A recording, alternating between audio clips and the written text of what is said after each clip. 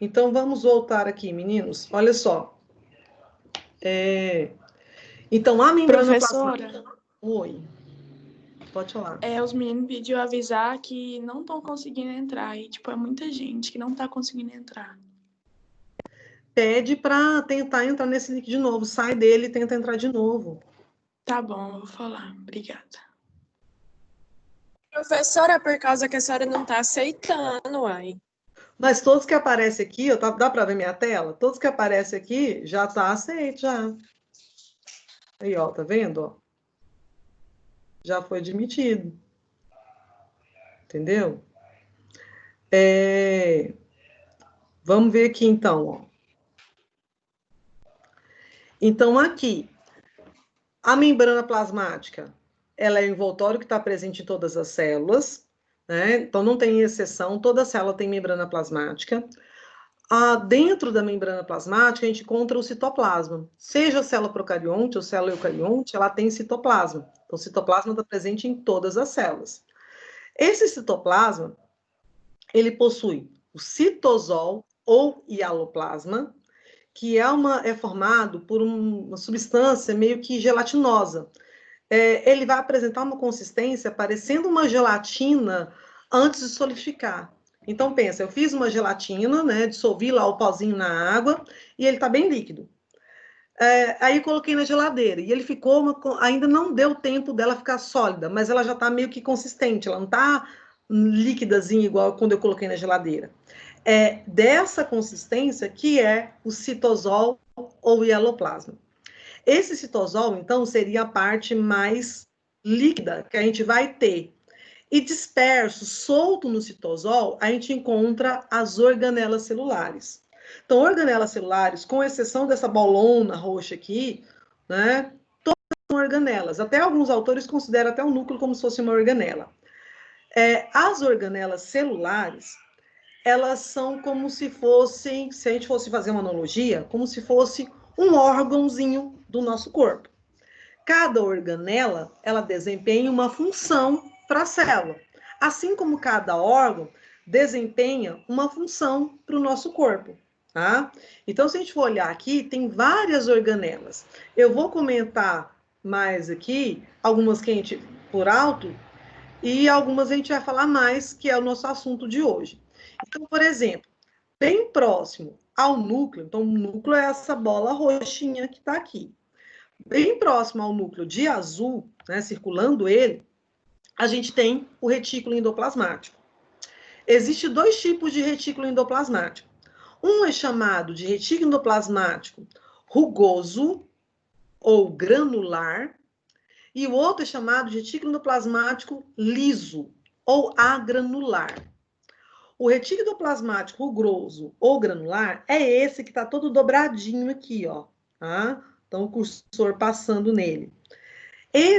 Ele é granular porque na superfície dele, ele tem uma outra organelazinha chamada ribossomo, que fica aderida na superfície dele. Fica toda grudadinha ali, um monte de bolinha chamada de ribossomo. Esse ribossomo, ele tem a função de fazer a síntese de proteína. E como ele está presente aqui no retículo endoplasmático granular, ele também vai sintetizar a proteína, tá? Então, o retículo endoplasmático granular, ele é granular porque ele tem ribossomos aderidos na sua superfície e a função dele é fabricar proteínas para a célula. Então, por exemplo, o retículo endoplasmático granular, que fica nas glândulas salivares. A glândula salivar produz uma proteína que compõe a nossa saliva. E aí, quem fabrica essa proteína? É esse retículo endoplasmático granular e os ribossomos. Aqui, bem aqui onde o cursor está aparecendo uns tubinhos. É o retículo endoplasmático liso. Então, ele fica em forma de tubos. O rugoso fica achatado por causa dos ribossomos aderidos na superfície. O liso, ele parece tubos. Esse retículo endoplasmático liso, ele tem a função de desintoxicação, tá? Ele tem a função também de produzir lipídios, de produzir gordura. Então, ele faz a desintoxicação. O que é isso? Ele retira toxinas do corpo. Como assim? Se alguém ingere uma bebida alcoólica, né, o álcool ele é uma toxina. E aí esse retículo endoplasmático ele tem a função de retirar essa toxina, tá? E ele também é responsável pela produção de gorduras, de lipídio.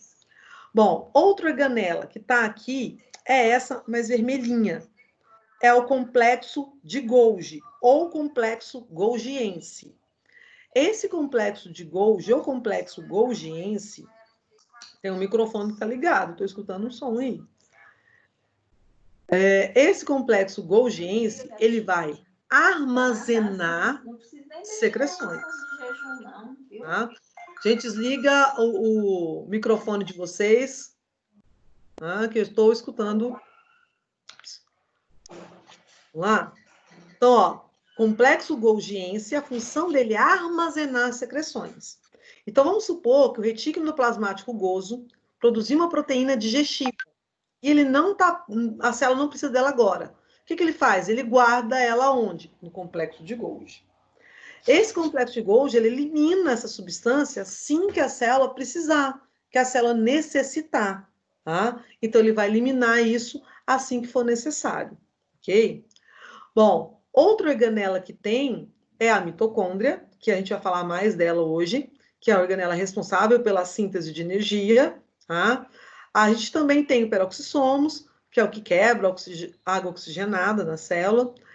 Tem também os centríolos, que é o centro celular, que marca onde a célula, né, deve estar centralizada.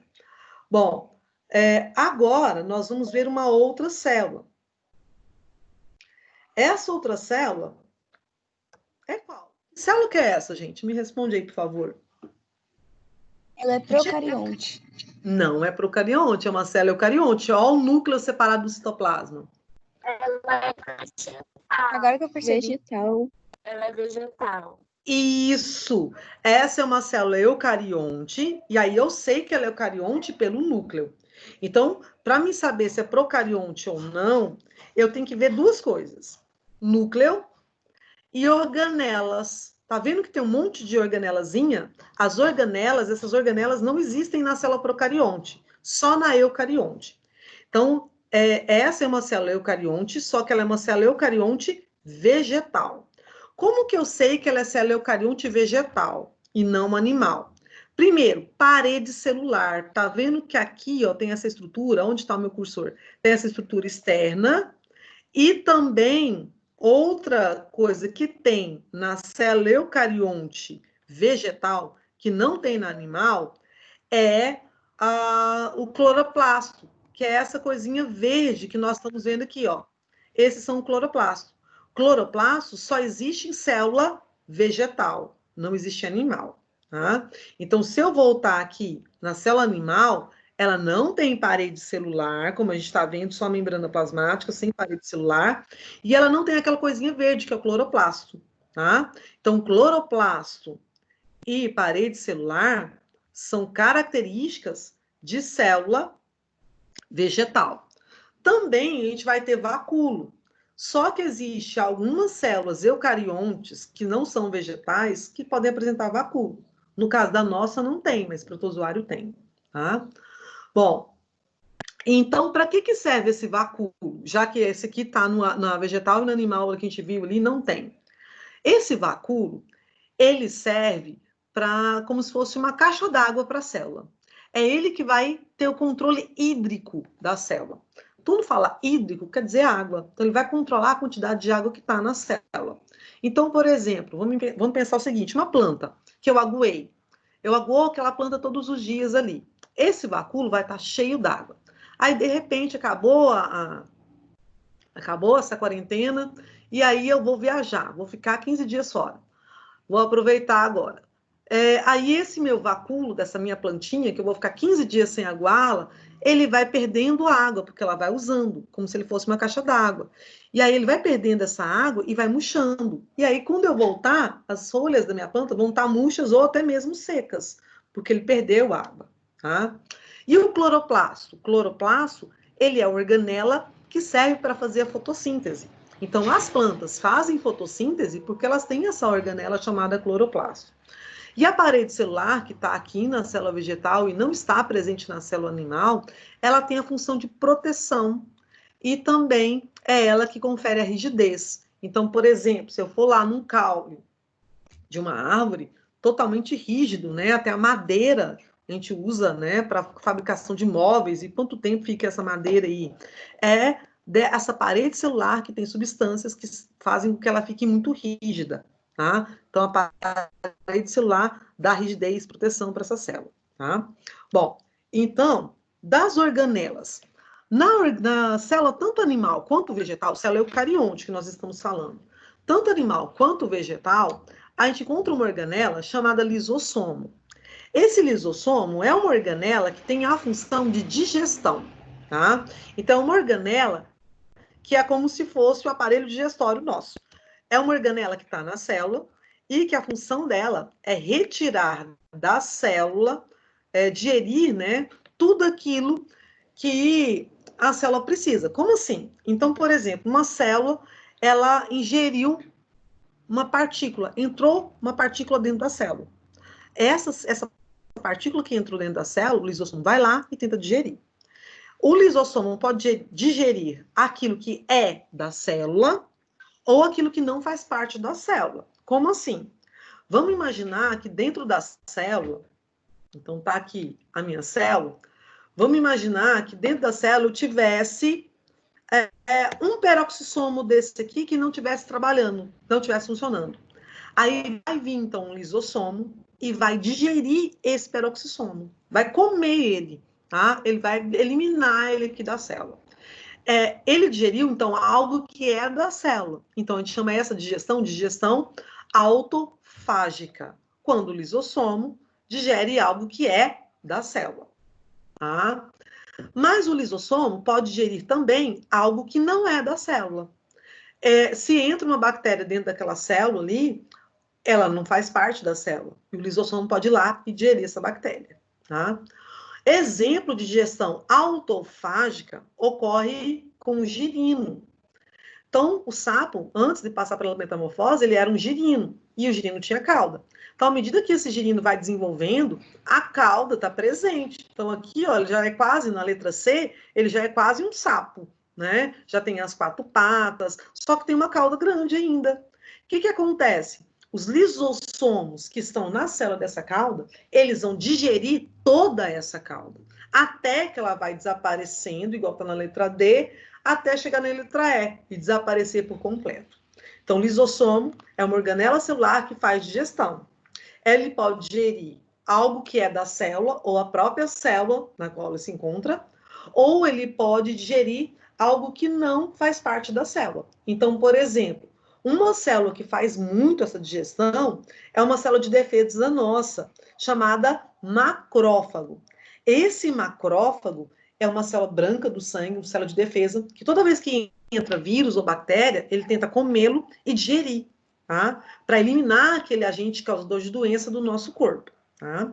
Alguma dúvida até agora? Se alguém tiver, pode abrir o microfone e perguntar alguma coisa. Não? Tranquilo? Então, lisossomo faz digestão autofágica. Agora, para vocês me explicarem o que é digestão autofágica, então pode abrir o microfone e aí me explique. O que é digestão autofágica? Podem falar agora é a vez de vocês. Ninguém. Quando o lisossomo digere algo da célula. Isso. E a digestão, outra pessoa agora, digestão heterofágica.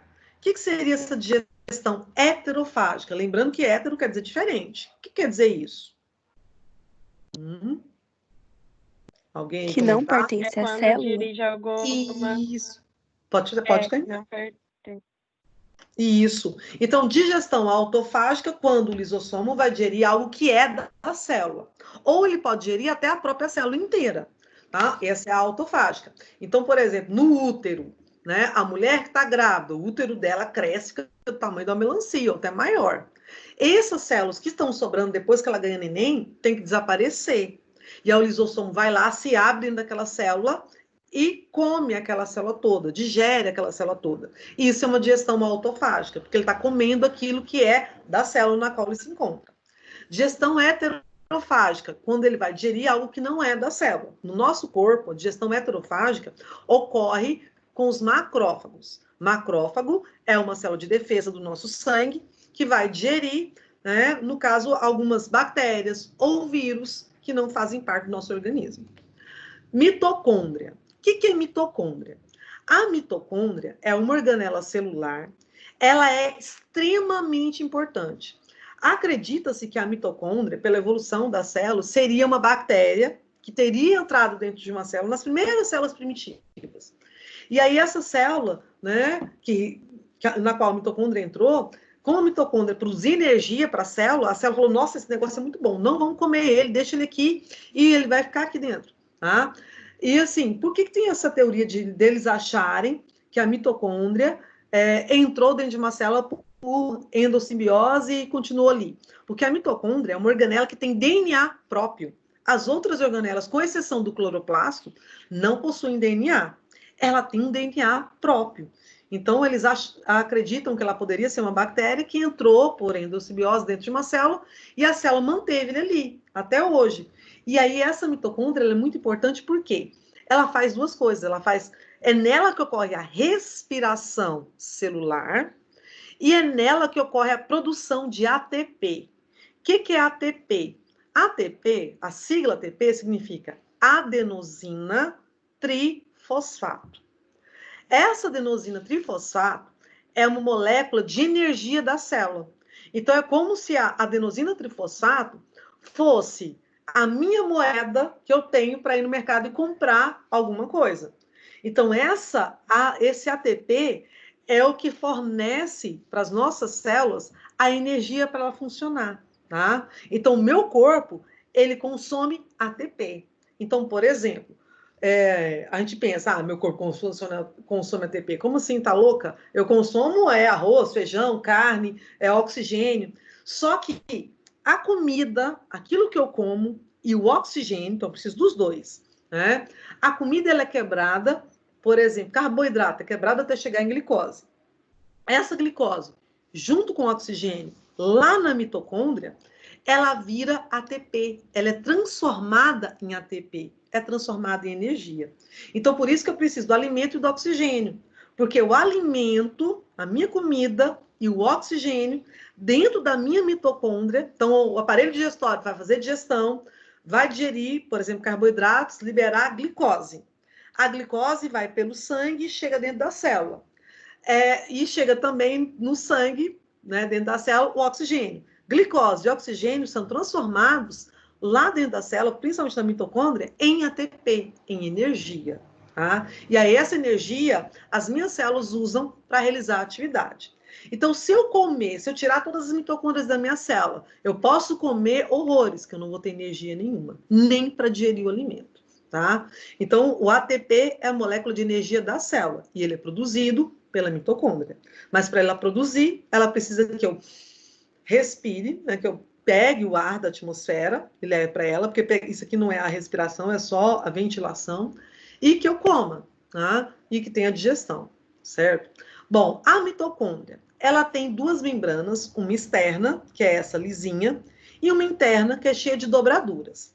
Na membrana interna, essas dobraduras, elas formam as cristas mitocondriais. Então, onde está essas dobrinhas, tipo aqui onde está o cursor da mitocôndria, a gente chama isso de cristas mitocondriais. Tá? Bom, na mitocôndria, para a gente ver tudo que ela tem semelhanças com a bactéria ela tem DNA e tem ribossomo. Na mitocôndria eu tenho também ribossomo e tenho também DNA. Tá? Bom, mas só que ela não é considerada hoje, lógico, uma bactéria, não é isso. Mas, assim, a história para o surgimento dessa organela, acredito que seria assim. Então, aqui, a mitocôndria é a organela responsável pela respiração celular e produção de ATP, produção de energia para a célula. Cloroplasto é outra organela que eles acreditam que seria um ser também, tipo como se fosse uma bactéria, só que uma bactéria que entrou dentro de uma célula e começou a viver nessa célula. E como ela fazia fotossíntese, produzia glicose para a célula deixa ele quietinho. Tá? E até hoje as células têm isso. O cloroplasto, ele também tem DNA próprio, ele também tem RNA, tem ribossomos dentro dele. Bom, esse cloroplasto, ele tem duas membranas, uma membrana externa, que é lisa, e uma membrana interna. Dentro dele, ele tem o estroma, tá? Esse estroma é esse espaço verdinho claro, esse espacinho mais claro que a gente tem, né? Esse verde mais claro, vazio. E ele tem tilacoides. Os tilacoides são essas moedinhas que estão empilhadas. Então, tem o estroma, que é o espaço vazio aqui, né? O verdinho mais claro. Esse verdinho mais escuro, parecendo moedinhas, são os tilacoides. Aqui, eu posso encontrar grão de amido, posso encontrar lipídio, tá? O DNA, ribossomo, tá? E grano seria o conjunto dos tilacoides. Todas essas moedinhas juntas seriam grano. E qual que é a função do cloroplasto? Fazer fotossíntese. Então, é a organela responsável pela fotossíntese. Então, por exemplo, nós, animais, não fazemos fotossíntese porque a nossa célula não tem cloroplasto. Se ocorresse uma mutação, por exemplo, e nós tivéssemos como fazer fotossíntese, se tivesse como a gente absorver cloroplasto, né, a gente faria fotossíntese. E uma outra coisa que tem também, né, no cloroplasto, é a clorofila, que é o pigmento que dá a cor verde para os vegetais. Tá? Mesmo tendo algumas plantas que a gente conheça que tem cor amarela, cor vermelha, todas as plantas têm a clorofila. Tá? Ela pode conter outros pigmentos além da clorofila, e por isso tem outra cor. Mas toda planta tem clorofila. Tá? E essa clorofila fica também no cloroplasto. Ok? Bom, então a fotossíntese. Fotossíntese é a produção de alimento utilizando a luz, tá? Então, fotossíntese, a gente vai produzir alimento usando a luz. Que tipo de alimento que é esse que é produzido? O alimento que é produzido é a glicose. Então, a fotossíntese, através da fotossíntese, a gente produz glicose. Então, para fazer glicose, né?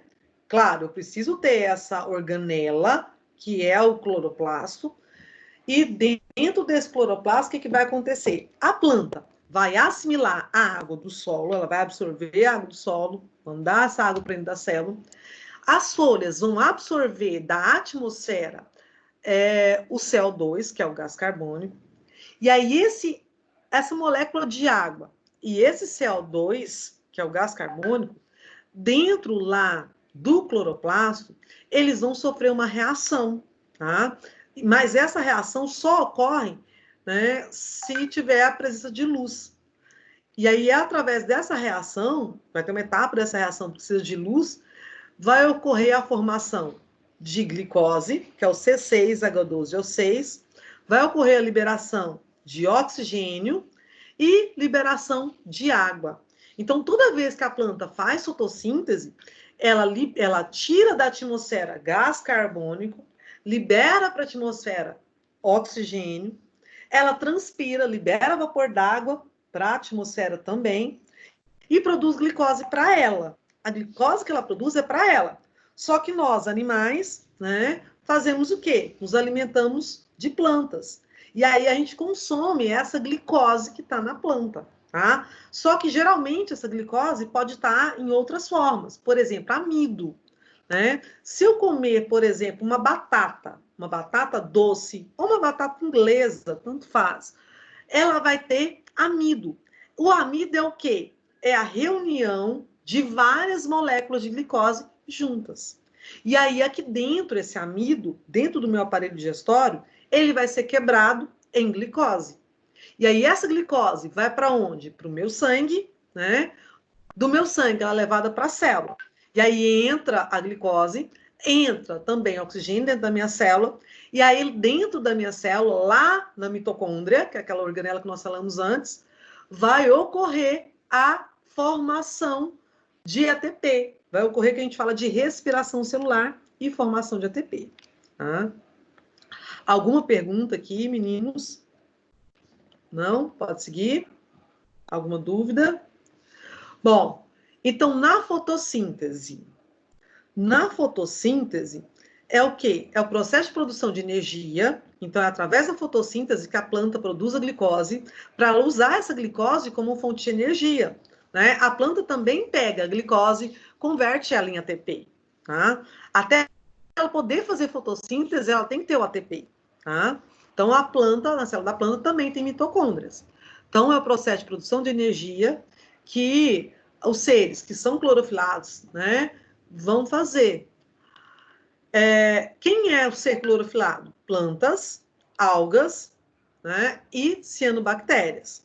Um ser clorofilado é aquele que tem clorofila. Geralmente a clorofila está onde? Dentro do cloroplasto, tá? A gente vai ver que algum tem lá cianobactérias que ela não tem cloroplasto, mas ela tem o pigmento que é a clorofila. Então, o que vai acontecer aqui? Nesse cloroplasto, a energia luminosa do Sol, ela é transformada em energia química. Ou seja, a água, o gás carbônico, na presença da luz, é transformada em energia química. Que energia química que é essa? Glicose. A água que provém do solo e o gás carbônico da atmosfera, né, a água é conduzida pelo xilema, que é um vasocondutor de seiva, tá? E essa água e esse gás carbônico vão ser transformados, né, em açúcar e liberar oxigênio e água para a atmosfera. A etapa clara, que é a etapa que precisa de luz, ela ocorre, né, lá nos tilacoides, que são aquelas moedinhas que a gente viu aqui, que a gente vê aqui na imagem. Então, essa etapa clara, que é a etapa que precisa de luz, ocorre nos tilacoides. Então, nos tilacoides vai ter a absorção de luz, vai ocorrer a fotólise da água. O que é a fotólise da água? Quebra da molécula da água, que foi absorvida pela raiz da planta, chegou lá no cloroplasto. E quando a água é quebrada, libera O2, que é o gás oxigênio, que é liberado depois para a atmosfera. E depois vai ocorrer esse hidrogênio, vai reagir com o CO2 e formar aí a glicose, né?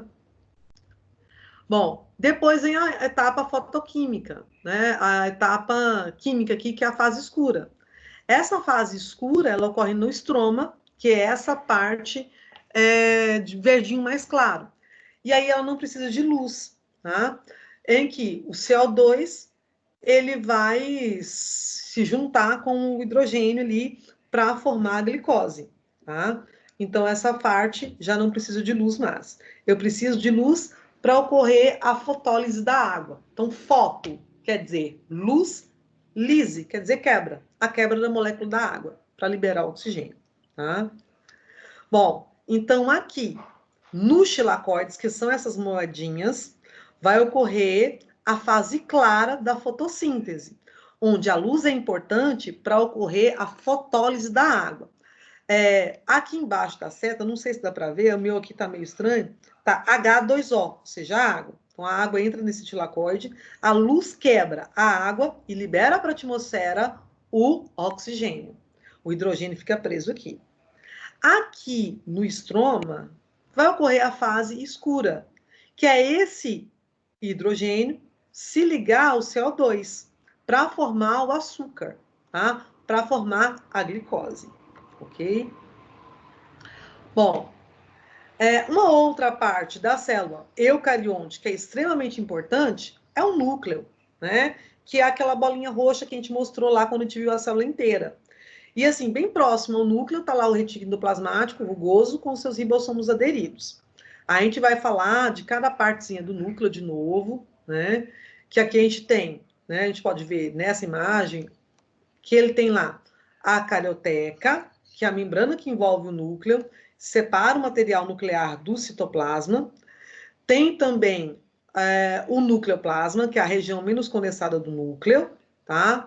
O nucleolo, que é a parte mais condensada, e a cromatina, que é o nosso DNA, tá? Aqui, um experimento que mostra a importância do núcleo. Então, o que é o núcleo? É a parte da célula que é responsável por comandar e coordenar todas as funções celulares. Então, tudo aquilo que a célula faz é o núcleo quem comanda. Então, aqui foi um experimento que cortou o núcleo, né, para mostrar que um pedaço da célula sem núcleo, ela morre. E aquela que está com o núcleo consegue sobreviver, tá? Bom, Da parte da fotossíntese, a gente vai falar um pouquinho mais sobre a questão da respiração celular. Então, se a gente consegue pegar aqui, essa respiração celular, que é o que a gente estava falando no começo, ela ocorre na mitocôndria, tá? Então, essa mitocôndria, ela é importante porque é nela que ocorre onde a glicose chega com o oxigênio, e é ali que essa glicose e esse oxigênio são transformados em energia, são transformados em ATP. Tá? Consegue ver agora? Está compartilhando a tela aí, meninos, ou não? Tá. Responde. Tá compartilhando, né? Respiração celular? Beleza. Então, olha só. Sim. Dá para ver, né? Bom, então a respiração celular é diferente do que a gente pensa. Quando a gente fala, até o modo da gente falar, quando a gente fala respirar, respira, menino. A gente fala, puxa o ar, solta o ar. Isso não é a respiração celular, né? Na verdade, puxar o ar, soltar o ar, isso chama-se ventilação pulmonar. Isso não é nem a respiração em si. Por quê? Quando eu puxo o ar, entra o ar dentro dos meus pulmões. Esse ar que entrou não fez a respiração, ele não é usado ainda como energia, tá? Esse ar que entrou nos meus pulmões, ele vai passar do meu pulmão, tem uma coisinha chamada, meu pulmão é como se fosse uma árvore de cabeça para baixo, né? Por que árvore de cabeça para baixo? Porque as raízes, né, ficam enterradas, então é como se pegasse a árvore e colocasse a raiz para cima. É como se eu imaginasse o meu pulmão uma árvore de cabeça para baixo. Então, nas pontinhas lá dos galinhos da árvore, eu tenho os alvéolos pulmonares. Esses alvéolos estão ligados a vasos sanguíneos, que leva, quando eu puxei o ar, entrou o oxigênio, que leva esse oxigênio para o sangue. E aí, no sangue, esse oxigênio vai ter que entrar dentro de cada célula minha, né? Para a gente pensar o tanto que isso é rápido.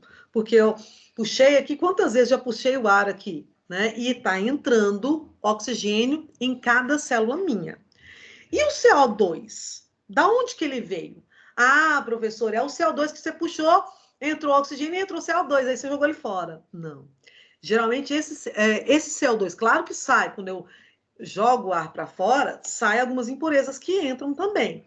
Mas esse CO2 que sai na nossa expiração, né, quando eu jogo o ar para fora, esse CO2, ele veio lá da respiração celular. Ele veio lá da minha célula. Tá? Para a gente ver o tanto que a gente pensa assim, a célula, a gente vai formar por célula e pronto, né? É uma coisinha que está lá, né?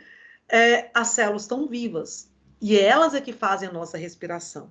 A nossa respiração celular, a gente chama ela de respiração aeróbia. Por que ela é aeróbia? Alguém tem noção? E pode me dizer por que ela é aeróbia? Abre o microfone aí. Quem pode comentar? Necessita de oxigênio.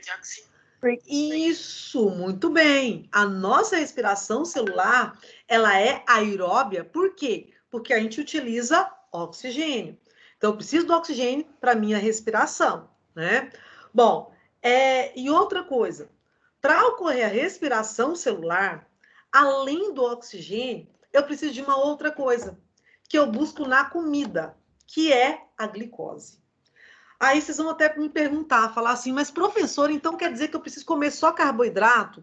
Eu não preciso de proteína, eu não preciso, por exemplo, de lipídio, tá?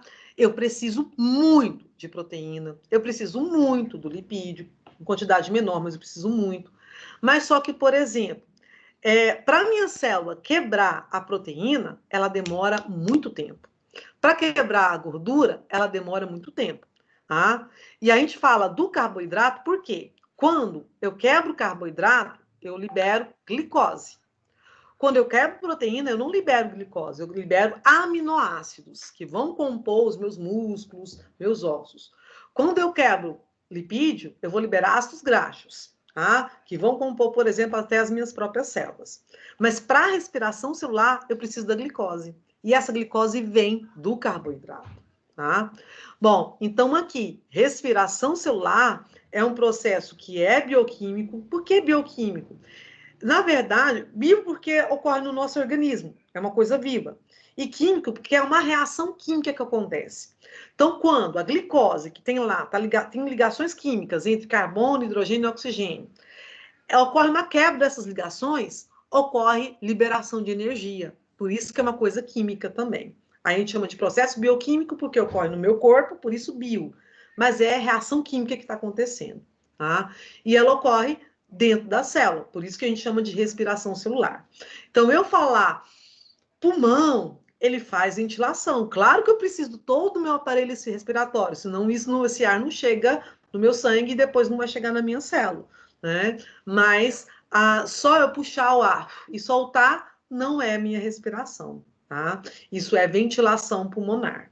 Então, minha respiração vai mais além. Então, é uma coisa mais complexa do que isso, tá? E ela serve para obter energia. Então, é através da respiração que eu obtenho energia, tá? Para todas as nossas funções. Então, o que a gente falou, que a respiração aeróbia é aquela que a gente vai obter energia e a gente precisa de glicose e precisa também do oxigênio, tá? Então, aeróbia, ar, oxigênio, tá? Então, não esquecer desse nome. Bom, onde ocorre a respiração celular? Ela pode ocorrer parte dela no citosol, que é aquela parte da célula que eu estava mostrando para vocês, que é a parte meio que gelatinosa, e grande parte dela ocorre na mitocôndria, tá? Que é a organela da célula responsável por essa respiração celular, tá? Bom, então a respiração aeróbia em eucariontes, né, como a gente acabou de falar, é feita na mitocôndria e lá ocorre a produção de ATP, produção de energia. E ela precisa de oxigênio e precisa também da glicose, que é a molécula energética oriunda dos carboidratos, que vem do carboidrato. Bom, a equação da respiração celular. Então, eu vou ter aqui, ó, C6H12O6 é a glicose. 6O2. O O2 é o oxigênio. Então, glicose mais oxigênio lá dentro da minha célula, na mitocôndria, vai ocorrer uma reação química, né? Por isso que é um processo bioquímico, bio porque está dentro do meu corpo, e químico porque é uma reação química mesmo, em que essa glicose vai reagir com o oxigênio e vai ocorrer a quebra da glicose, né? E vai produzir CO2, que é o gás carbônico, vai produzir água, tá? E vai produzir energia.